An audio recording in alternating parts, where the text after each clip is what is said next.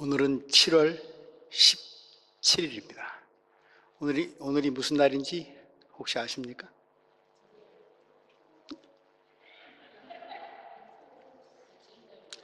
오늘이 추복입니까? 예. 여러분 건강하게 나시기 바랍니다. 예. 제가 기억하는 날은 오늘은 제헌절입니다. 제헌절. 우리 대한민국의 헌법이 만들어진 것을 기념하는 날이죠. 우리 조국은 오늘을 국경일로 지킵니다. 우리 교회는 매주일 예배 때 교회력에 따라서 구약과 신약의 두 곳, 복음서와 서신서 세 곳의 말씀을 중심으로 말씀을 나누고 설교를 행하고 또 그것을 우리 삶의 표대로 삼고자 하고 있습니다. 설교 텍스트로 주어지는 본문은 물론 독일 개신교회가 전체가 따르고 있는 그런 로중에 의한 것입니다만 우리나라 역사하고는 전혀 관계가 없는 텍스트이지요. 그런데 오늘 우리에게 주신 본문 이사야 2장 1절에서 5절 말씀 읽고 묵상하다가 이런 구절을 접합니다. 3절 끝부분 율법이 시온에서 나온다. 교회력에 따른 텍스트이기 때문에 우리의 역사와는 관계가 전혀 없을 터인데 7월 17일 오늘 주일인데 하필 그날 본문에 법이 시온에서 나온다.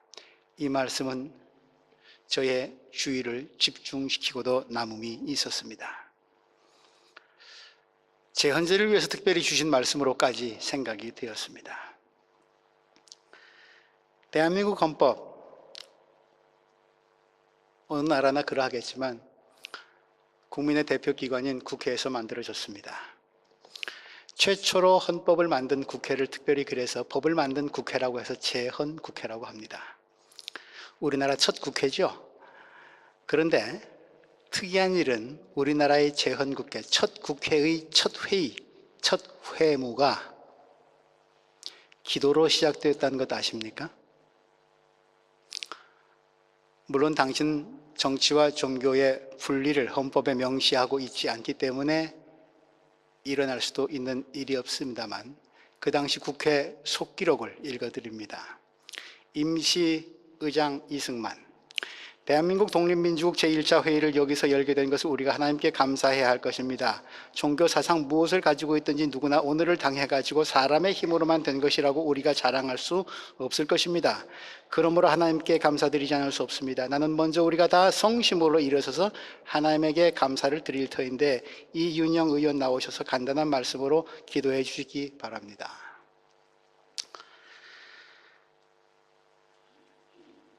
오늘 그 기도문을 여러분들이 지금 받으셨습니다. 주보 사이에 접혀져 있는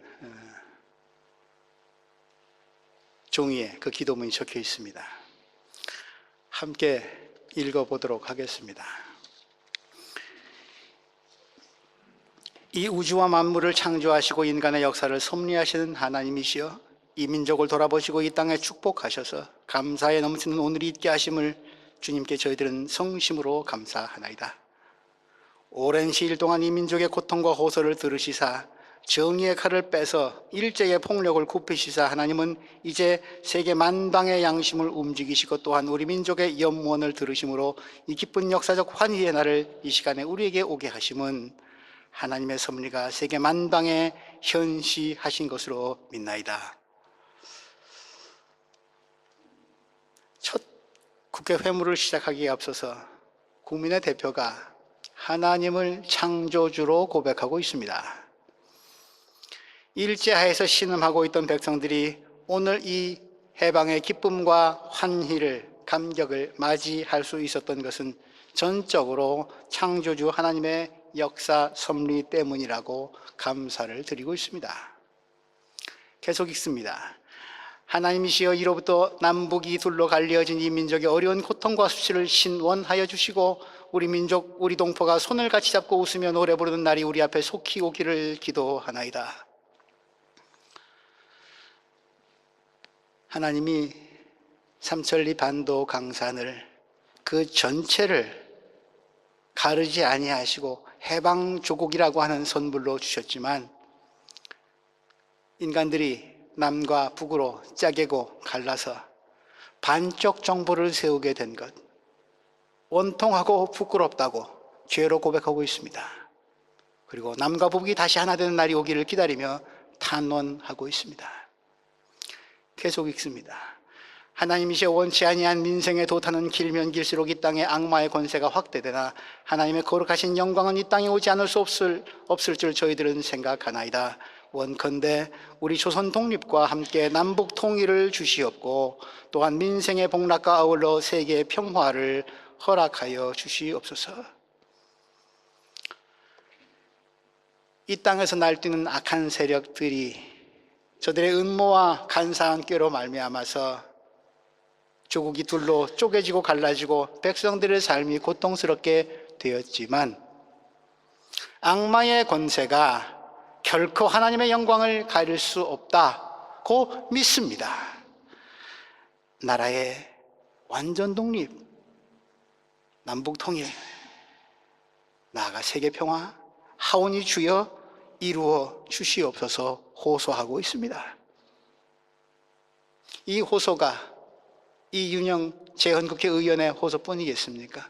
그로부터 70여 년이 지난 오늘 우리의 한결같은 울부짖음이기도 하지 않습니까? 계속 읽습니다. 거룩하신 하나님의 뜻에 의지해서 저희들은 성스럽게 택함을 입어가지고 글자 그대로 민족의 대표가 되었습니다. 그러하오나 우리의 책임이 중차대한 것을 저희들은 느끼고 우리 자신이 진실로 무력한 것을 생각할 때 지와 인과 영과 모든 덕의 근원 되시는 하나님께 이러한 요소를 저희들이 간구하나이다. 우리가 잘나서 우리가 똑똑해서 국회의원에 뽑힌 게 아닙니다.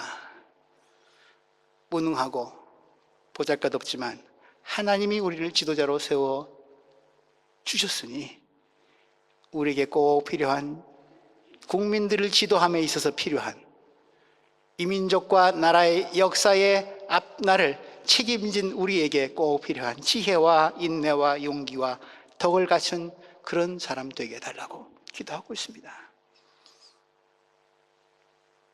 솔로몬의 기도와 비슷하지 않습니까? 국민 앞에서, 역사 앞에서, 하나님 앞에서 진실되고 겸손한 지도자. 지금도 우리는 이런 지도자 모두를 우리 국민들은 바라고 있지 않습니까?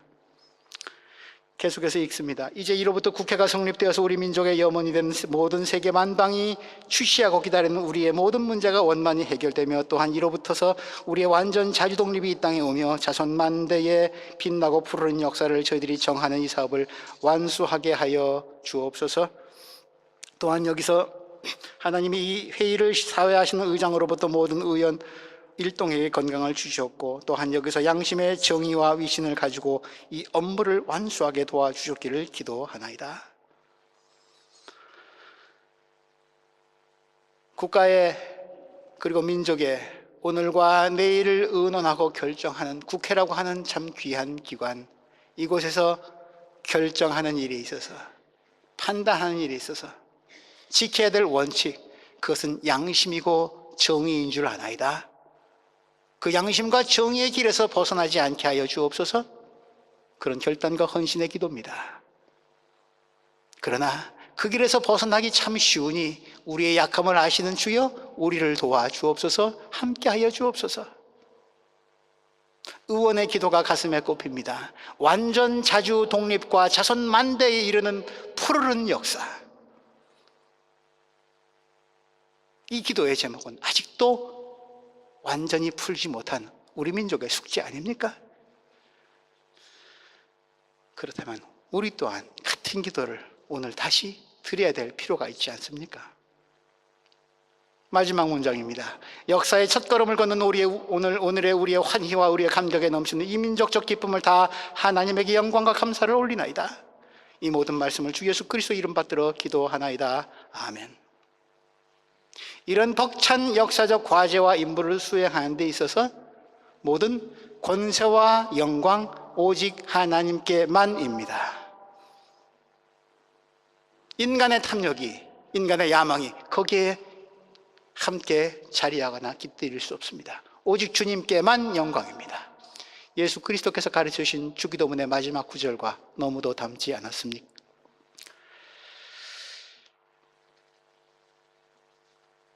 초대 의원의 기도의 구절마다 나라와 민족의 임적을 위한 염려와 기대가 담겨 있습니다. 그렇습니다. 우리는 오늘 제헌절을 맞으면서 제헌국회의 첫 회무 순서가 하나님께 드리는 기도였음을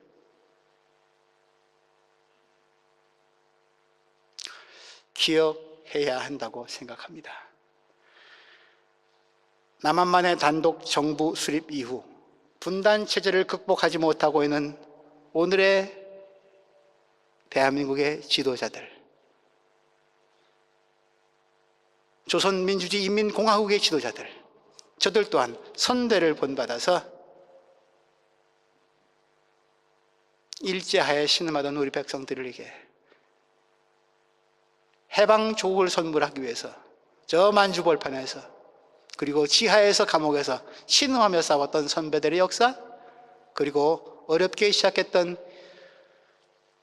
제헌 국회의 선배의 기도를 본받아서 인간의 권력, 부귀, 그거 참 무력하고 무상한 것이라고 하는 것, 이 의원처럼 깨닫고 하나님 앞에서 마음을 찢고 오늘 이 땅의 모습, 이 백성들의 모습 돌아보고 회개하면서 내 잔꾀가 아니라, 내 야망이 아니라 하늘로부터 오는 지혜를 사모하면서 양심과 정의의 원칙에 따라 바르게 용기 있게 홀로일지라도 그렇게 행동하면서 하나님께서 평화의 세상으로 이끌어 주기를 염원하는 마음으로 국정에 임한다면 우리 사는 세상 좀 더 밝아질 수 있을 것 같습니다. 다른 나라의 모범이 대한민국이 될 수 있을 것 같습니다.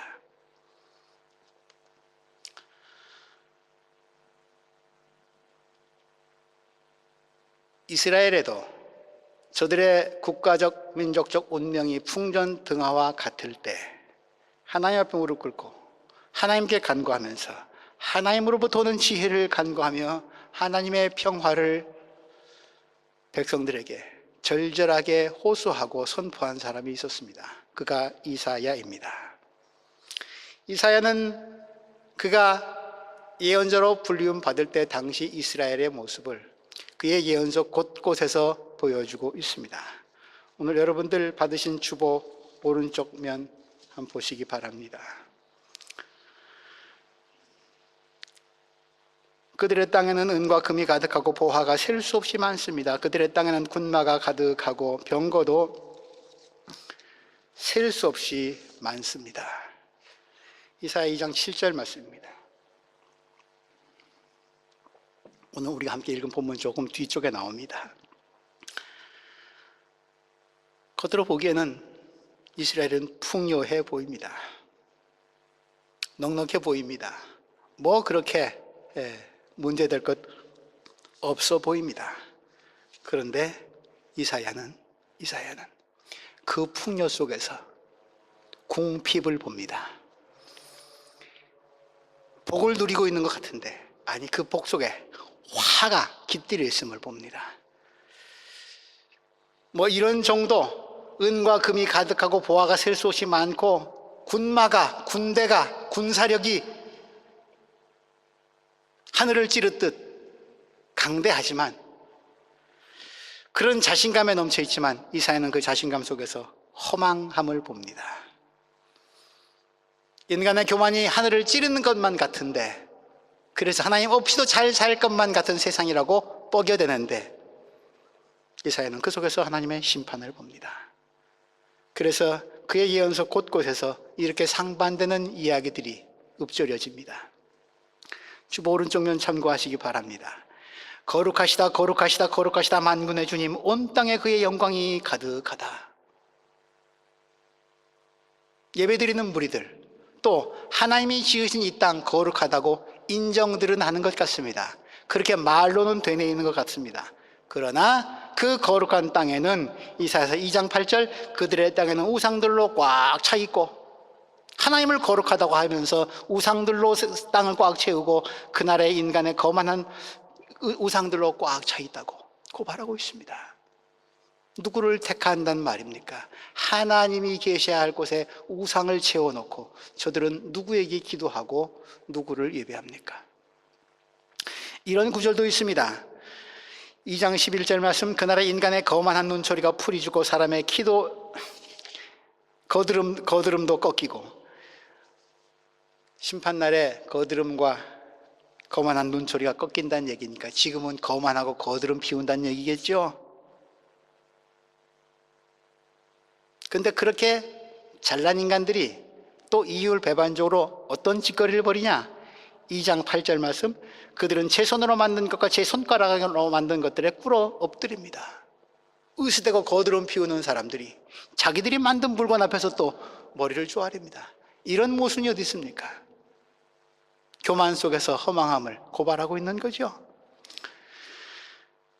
이런 구절도 등장합니다. 그들은 스스로 지혜롭다 하며 스스로 슬기롭다 합니다.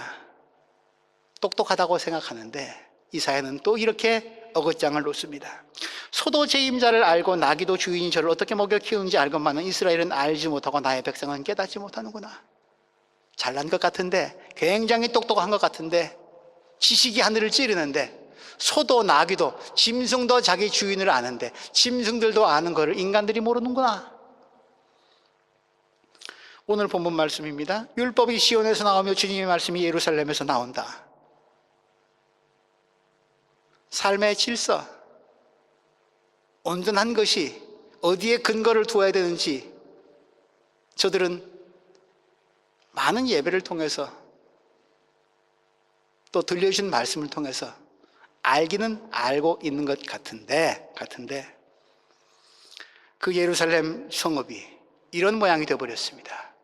제사 향기가 수없이 하늘을 향해 뿜어져 올라감에도 불구하고 예루살렘 그 신실하던 성읍이 어찌하여 창녀가 되었습니까? 그 안에 정의가 충만하고 공의가 가득하더니 이제는 살인자들이 판을 칩니다. 너희 지도자들은 주님께 반역하는 자들이요, 나라의 백성들의 지도자로 세웠는데 그들이 반역을 일삼는 자들이고 도둑의 짝이 되었고 뇌물 좋아하고 보수나 계산하면서 쫓아다니고 고아의 송소를 가난한 사람들의 억울함 변호하여 주지 아니하고 과부의 하소연쯤은 귓전으로 흘리는구나. 그들은 뇌물을 받고 악인을 의롭다고 하고 인간의 정당한 권리를 빼앗는구나. 율법이 시온에서 예루살렘에서 나온 것 같은데, 그런데 그 예루살렘을 이런 악의 도굴로 사창가로 만들어버렸다는 고발입니다. 그래서 이사야는 심판을 선언합니다. 이 백성이 입으로는 나를 가까이하고 입술로는 나를 영화롭게 하지만 그 마음으로 나를 멀리하고 있다. 그들이 나를 경외한다는 말은 다만 들은 말을 흉내내는 것일 뿐이다. 모양은 그럴듯하지만 경건의 모양은 갖추었으나 그 속은 썩어버린. 그래서 그날이 오면 듣지 못하는 사람이 두루마기에 글을 읽는 소리를 듣게 되고 억눌린 사람들에게 하나님의 말씀으로 인한 회복의 역사가 일어날 것이라고, 반역의 무리들에게는 대신 하나님의 말씀으로 인한 징계의 칼날이 임할 것이라고, 어둠과 흑암에 쌓인 눈먼 사람들이 눈을 떠서 볼 것이다. 해방 조국이 올 것이라고, 천한 사람들이 주님 안에서 더없이 기뻐하며 사람들 가운데 가난한 사람들이 이스라엘의 거룩한 분안에서 즐거워할 것이다. 역전입니다. 높은 자들을 낮추고 낮은 자들을 거름더미에서 들어 올리시는 하나님의 역사입니다. 포악한 자는 사라질 것이다. 비웃는 사람들은 자취를 감출 것이다. 지도자의 자리에 앉히고 기회를 주었건만 겸손하지 못하고 양심과 정의에 따라서 행동하지 못했던 그들은 포악자라 불리우며 세상에서 자취를 감추게 될 것이다. 죄 지을 기회를 엿보던 자들은 때만 있으면, 기회만 있으면 호시탐탐 탐욕을 일삼던 그들 모두 끝장날 것이다.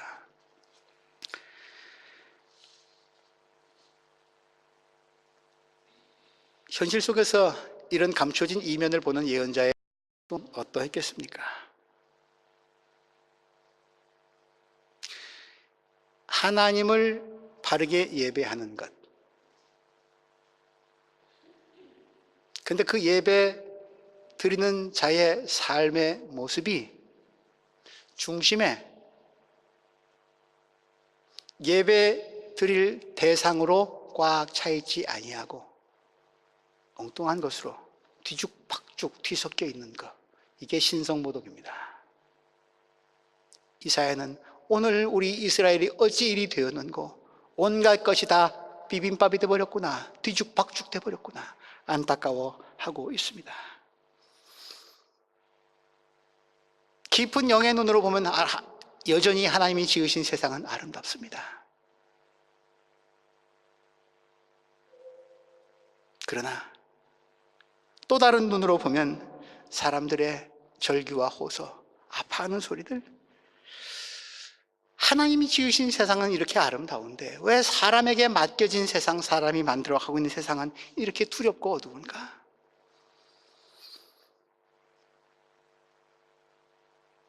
포기할까요? 그래서는 안 될 것입니다. 이사야는 그래서 오늘 우리가 읽은 본문, 그의 희망을 백성들에게 전하고 있습니다. 우리가 이럴 순 없지 않냐? 여기서 세상을 뒤죽박죽 만들어 놓은 채 하나님으로부터 멀어져서 심판과 징계만을 기다려서는 안 되지 않겠냐? 돌아가자. 오늘 본문 2절 말씀입니다. 마지막 때에 주님의 성전이 서 있는 산이 모든 산 가운데서 으뜸 가는 산이 될 것이며 모든 언덕보다 높이 솟을 것이니 모든 민족이 물 밀듯 그리로 밀려들 것이다. 뭔가는 간절히 바라는, 전국회의 어떤 국회의원이 하나님 완전 자주독립국가, 자손 만대에 이르는 푸른 역사가 있어야 되지 않겠습니까? 그것을 간절히 염원했듯이 이때 마지막 때의 일이면 모든 민족들이, 세상 모든 민족들이 간절히 바라는 염원이 있답니다. 지난주에 프랑스 니스에서 또 끔찍한 테러가 발생했습니다. 지난달에는 이스탄불에서 공항에서 또 참사가 일어나더니 우리 사는 곳이 안전하지 못합니다.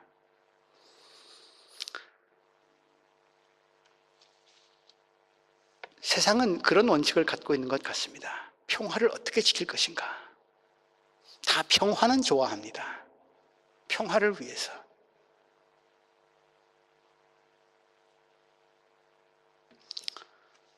세상 모든 나라의 헌법 조문에는 평화라는 말이 꼭 공통적인 단어로도 등장하고 있습니다. 우리나라 헌법도 마찬가지고요.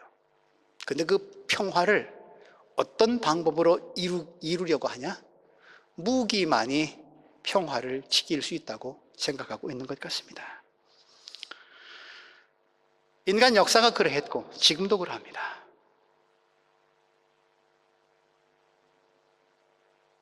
테러를 일으키는 자들은 그 방법이 자기식의 평화를 가져올 수 있는 가장 확실하고 정확한 방법이라고, 안전한 방법이라고 생각하기 때문 아니겠습니까?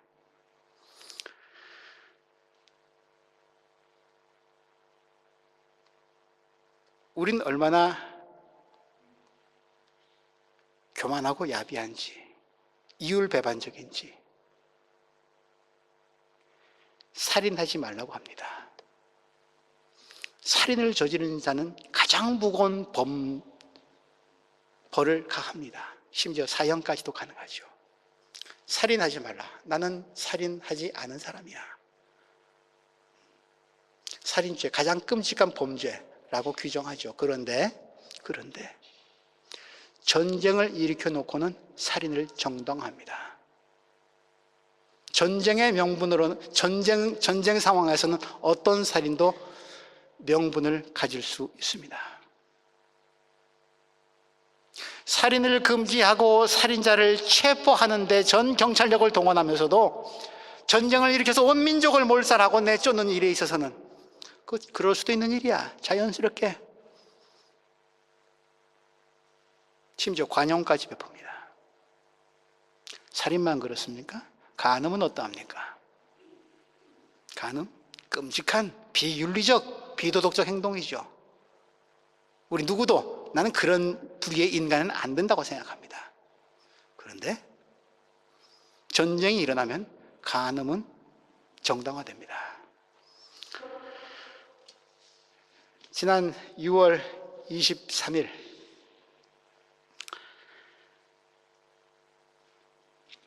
우리 조국에 몇 분 아직 남아있지 않으신 위안부 할머니 중에 한 분이 돌아가셨습니다. 유희남 할머니입니다. 14살 때 일본 경찰에 끌려가가지고 온몸이 만신창이가 되신 분입니다. 그분이 돌아가셨습니다. 이제 남으신 분 위안부 할머니들 40명 정도입니다.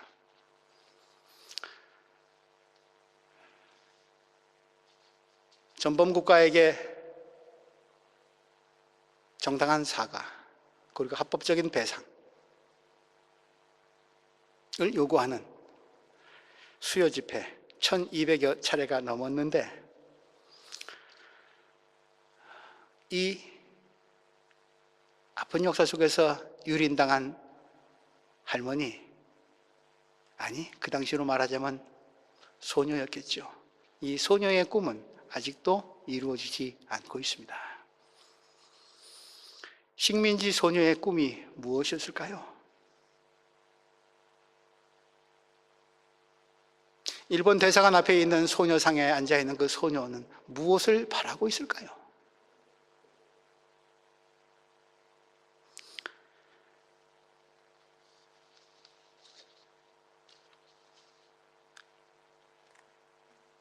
전쟁 없는 세상, 사람이 사람을 폭력으로 지배하지 않는 세상, 적어도 그런 것 아닐까요? 그런 세상 다시는 오게 하지 말자고, 그런 세상 만들면 안 된다고, 내가 그 희생물이니까 내 이 찢어진 육신을 이 역사의 재단에 제물로 드릴 테니까 내 몸을 딛고서라도 제발 그런 역사는 다시 일으키지 말자고, 그것 위해서 우리 용서 구하고 화해하고 평화롭게 살자고. 할머니가 된 소녀의 꿈입니다. 그런데 그 소녀는 그것이 이루어지는 세상 보지 못하고 또 가셨습니다.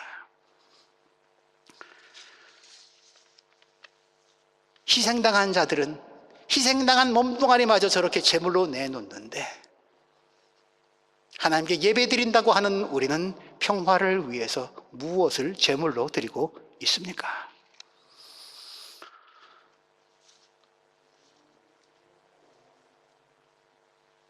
오늘 이 사연은 우리에게 이렇게 호소합니다.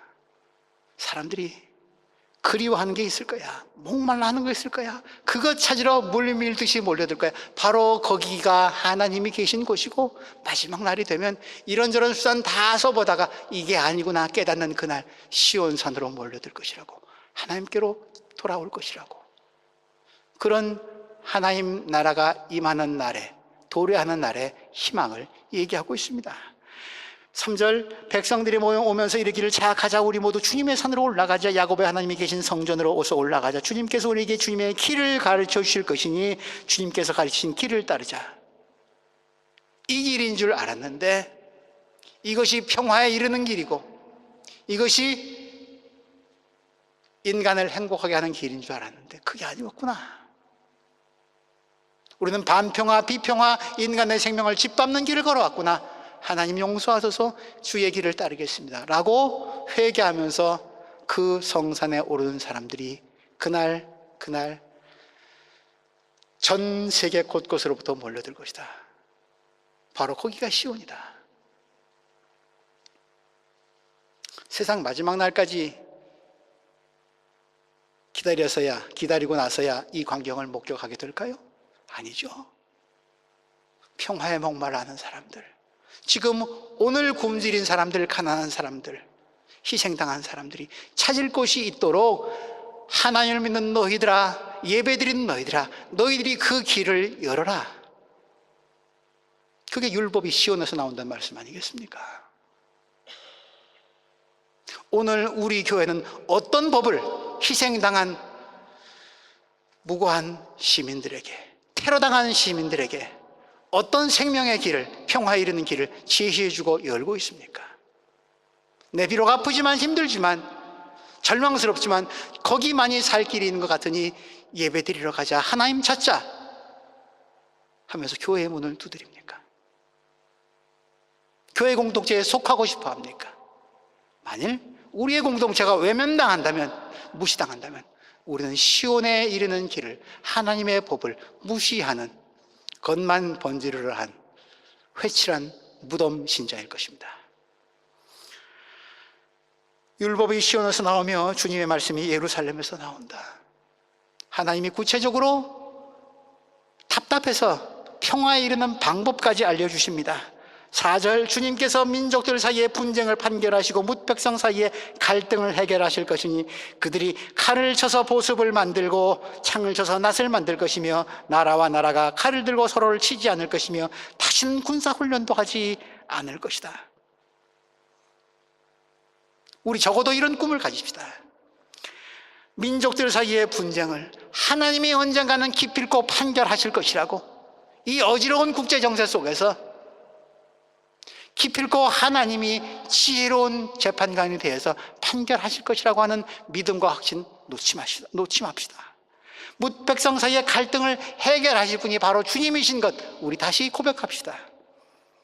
그런데 그분의 방법이 우리가 귀 기울여 들어야 하고 우리가 실천해야 될 사항입니다. 칼을 쳐서 보습 만들고 창을 쳐서 낫을 만들 것이며, 칼과 창은 어디에 쓰는 도구입니까? 전쟁입니다. 사람 죽이는 일에 씁니다. 낫과 보습은 어디에 씁니까? 농사 짓는 데 씁니다. 사람 먹여 살리는 일입니다.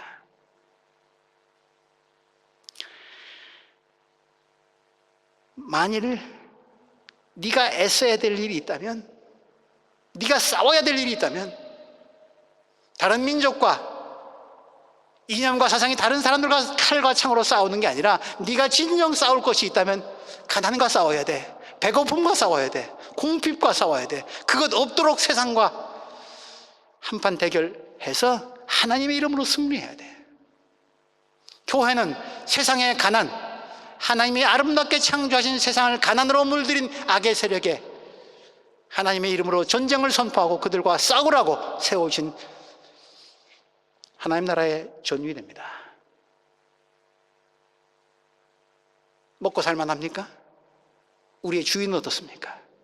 여전히 가난과 굶주림이 있다면 우리는 그들을 가난하게 하고 굶주리는 그 무엇과, 그 악의 세력과 그들을 시온산에 오르게 하지 못하게 하고 시온에 눈 돌리지 못하게 하는 그 악의 세력과 싸워야 합니다. 그게 우리 십자가를 따르는 자들의 의무입니다.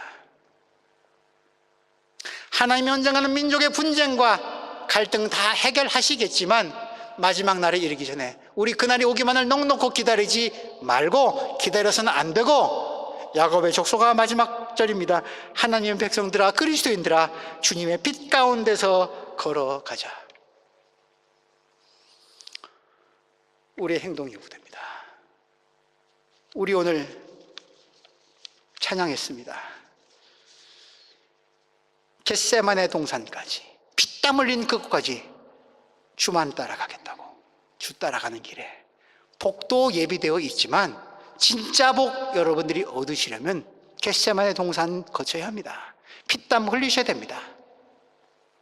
가난과 굶주림과 양심을 어지럽히고 진실을 호도하는 거짓 세력들과 싸우는 피땀. 우리 오늘 예배 때 시편 교독했습니다.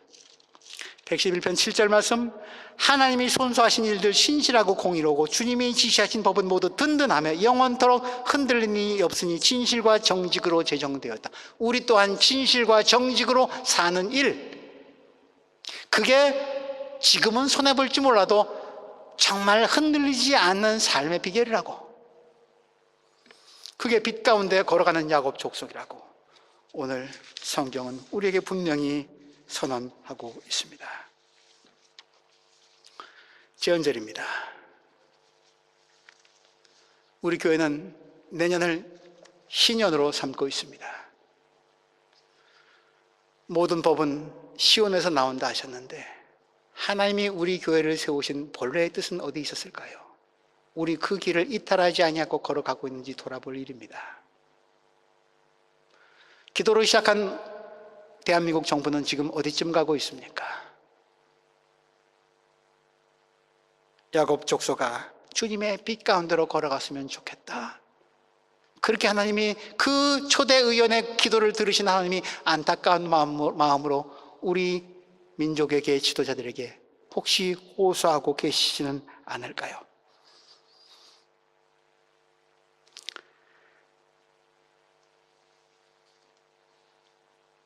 우리 모두의 소망은 평화입니다. 우리 민족만의, 한반도만의 평화가 아니라 세계의 평화입니다. 우리가 사는 유럽도 이젠 더 이상 안전지대가 아닙니다.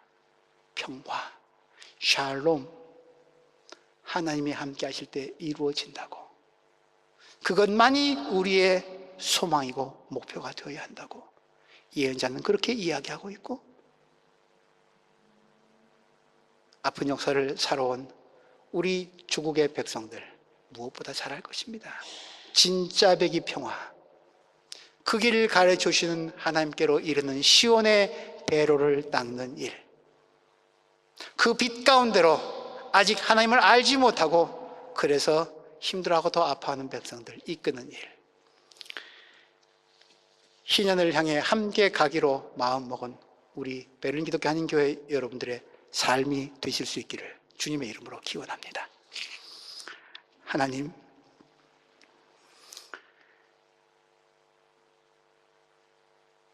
평화를 그토록 바라시는데 우리식의 평화가 주님의 마음을 어지럽히고 인간들을 다 망가뜨립니다.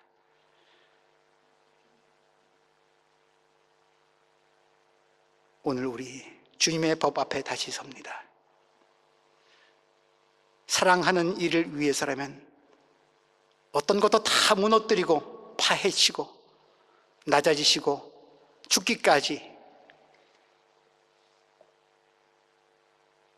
살림을 위해서 자신을 던지신 주님, 우리 또한 그 길을 걸어갈 수 있도록 그 길만이 평화에 이르는 길이 될 수 있음을, 그 길 속에서 더불어 사는 삶의 행복을 느낄 수 있도록 우리를 깨우시고 빛 가운데로 인도하옵소서. 예수님 이름으로 기도합니다.